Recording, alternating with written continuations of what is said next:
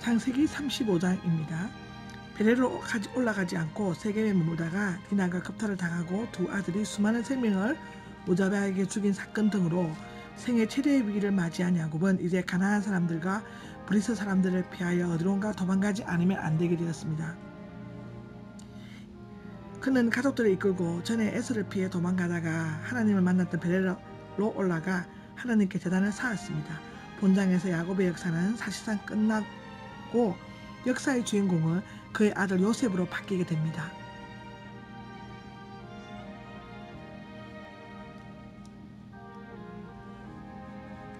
하나님께서는 베렐로 올라가 살고 제단을 쌓으라고 말씀하셨다 1절에 나와 있는데요. 베렐은 세겜에서 남쪽으로 30km 떨어진 곳에 있고 높이는 베엘이 세겜보다 307m 높습니다. 그러므로 올라가가 사용되고 있죠. 베렐은 야곱이 형 에서를 피해갈 때 하나님을 만나 계시를 받은 곳이었습니다. 그는 에서와의 어려운 문제를 해결하고 난 후 서원했던 대로 베렐로 곧장 가야 했지만 숙곡을 거쳐 세겜에 가서 땅까지 사고 계속 머물다가 디나의 간통 사건과 두 아들의 복수극을 겪어야만 했습니다. 이제 그는 하나님의 명령을 쫓아 베렐로 올라가서 지난날 자신이 에서에게 쫓기는 절박한 상황에 처해 있을 때 신이 찾아오셔서 위로해 주시고 약속해 주셨던 그 하나님, 베렐에서 하란까지 그리고 라반의 집에서 세겜까지 그 모든 여정에 함께 동행하셨던 그 베렐의 하나님과의 거룩한 만남을 가져야만 했습니다. 그는 베렐로 올라가는 목적을 내가 한난을 당하던 날에 내게 응답하셨고 내가 어느 곳을 가든지 나와 함께 하신 하나님께 제단을 쌓으려는 것이라고 말하고 있습니다. 어떤 의미에서 볼 때 야곱의 생애는 하나님의 언약 상대자로 부름받은 베렐에서 시작하여 20년간의 도피 생활을 끝내고 하나님의 축복을 확인받은 베렐로 끝났다고 해도 지나친 말은 아닐 것입니다. 야곱은 먼저 세 가지를 준비하도록 명하였습니다. 너희에게 있는 이방 신앙들을 다 내버리라. 야곱이 20년 동안 거주했던 하란에는 각종 우상들이 숭배되고 있었습니다. 라헬이 드라비임을 훔친 것을 보면 아내들과 두 여종 함께 따라온 종들도 우상을 가지고 있었던 것 같습니다. 심지어 개구리도 부적처럼 매달고 다녔다고 나와 있습니다. 이 모든 것을 세겜 근처에 있는 상수리 나무 아래에 파묻었는데 그것을 깨뜨리지 않은 것은 우상에게 어떤 보복을 당하지는 않을까 하는 두려움 때문이었을 수 있습니다. 하나님께 나아가는 자는 하나님께 대적하는 우상, 하나님보다 더 사랑하는 모든 우상을 다 버려야 합니다. 여기 기록은 이사야 45장 20절, 에베소서 5장 5절에 기록되어 있습니다. 자신을 정결케 하라. 이 말은 이방 풍습과 배교 사상에 젖어 있는 더러운 마음을 깨끗이 씻으라는 것입니다. 이것은 후에 모세율법의 결례의식, 레위기 14장 4절에 나와 있죠. 신약의 세례의식, 마태복음 3장 13절에도 나와 있습니다. 이것을 정착하게 되었습니다. 너희 옷들을 갈아입으라. 몸을 씻는 것이 회개의 생활을 의미한다면 옷들을 갈아입는 것은 구체적인 삶의 변화를 의미하는 것입니다. 옷들을 갈아입은 것은 낡고 거짓된 옛 습관을 벗어버리고 의와 거룩함의 새 옷으로 갈아입는 것을 의미한다고 합니다. 이 기록은 출애굽기 19장 10절, 요한계시록 7장 14절에 기록되어 있습니다. 야곱이 베렐의 제단을 쌓았습니다. 야곱 일행은 무사히 베렐에 도착하였습니다. 5절에서 6절에 보면 기록되어 있습니다. 세겜 사건 때문에 주변에 있는 성 주민들의 분위기는 험악했을 것입니다. 그러나 하나님께서 어떤 초자연적인 능력을 보여주심으로써 감히 누구도 야곱의 일행을 쫓지 못하게 했습니다. 그 기록은 출애굽기 23장 27절, 사무엘상 14장 15절에 나와 있습니다.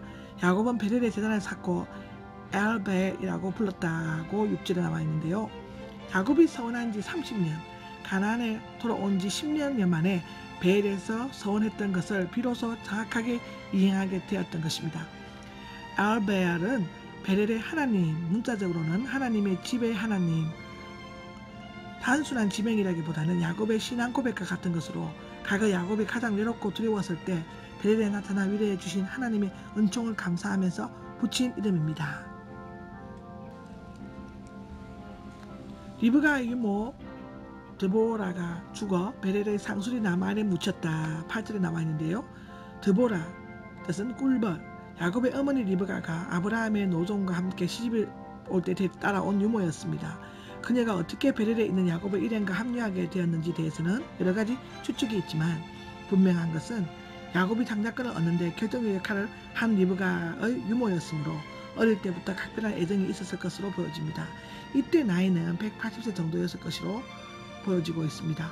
그리고 그녀의 장례식 때 울었으므로 그곳은 알론바그, 동국의 상순이 나무란 뜻으로 붙여졌습니다. 하나님께서 야곱을 축복하심은 35장 9절에서 15절에 보면 있습니다. 베렐에서 하나님께서는 과거에 야곱에게 주셨던 약속을 확정하셨습니다. 야곱의 이름이 이스라엘로 바뀐 것은 약속된 하나님의 복을 나타내는 증거이며 하나님께서 자신을 전능한 하나님이라고 하신 것도 그의 약속의 성취를 보증하시는 것이었습니다. 이에 하나님께서는 그에게 새로운 계시를 주셨습니다. 그것은 곧 그에게 한 민족과 무리들이 생겨날 것이며 허리에서 왕들이 나올 것이며 아브라함과 이삭에게 준 땅을 주겠다라는 것이었습니다. 그리고 이전처럼 돌 기둥을 세우고 그 위에 부어드리는 제물, 포도주나 독주로 드리는 제물이었죠. 출애굽기 29장 40절에 나와 있는데요. 기름을 붓고 베렐이라 이름을 불렀다라고 하였습니다. 35장에 나오는 히브리어를 보겠습니다. 베렐은 베테엘, 하나님의 집이란 뜻이고요. 예루살렘 북쪽 19km 지점에 위치한 성읍입니다. 야곱이 하란으로 피신할 때 하나님을 뵙고 언약 맺었던 곳입니다. 여기 의복은 시물라라고 읽는데요. 겉옷, 큰 외투, 옷이란 삶의 태도, 방식, 마음의 자세를 상징하고 있습니다. 귀에 있는 귀고리는 한느자미 아쉐르 아체네헴이라고 했습니다. 다시 한번 더 읽겠습니다. 한느자미 아쉐르 아체네헴, 이것은 몸을 지장하기 위한 장식품이 아니라 우상 숭배 또는 주술로를 목적으로 달고 다니는 고리라고 합니다. 그리고 여기 나오는 알론바굿은 알론바굿이라고 했습니다. 통곡의 상술이라는 나무라는, 통곡의 상술이 나무라는 뜻이라고 합니다. 그리고 여기 나오는 11절에 나오는 허리는 할라츠라고 있습니다. 할라츠, 꺼내다, 벗기다. 힘과 활동의 요체인 허리는 비유적으로 후손을 얻게 하는 생식력을 뜻한다고 합니다.